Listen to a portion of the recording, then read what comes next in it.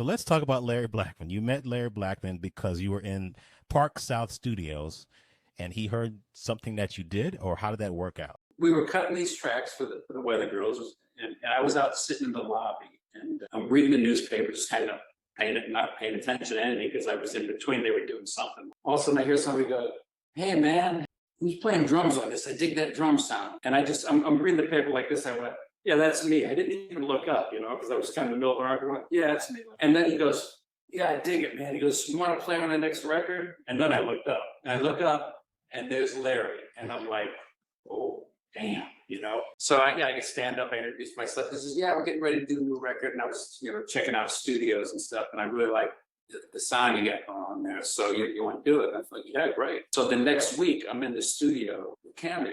And we're doing Single Life. And then he asked me if I wanted to tour with him. So I did a little tour with the UK with them. And then on the way back from that tour, we were going back into it and we recorded the next record. And I remember Larry telling me, he goes, "I think I figured it out." He goes, "Our next record's going to be huge." Yeah. Great. And he says, "You want to do it?" I'm like, "Yeah, of course I want to do it." We went in and we did the Word Up album. I learned a lot from him. But when we did Word Up, it was just this total flowing, ideas were just coming out all over the place with everybody. It was just really an interesting time. For more, subscribe to Broadway Drumming 101 today.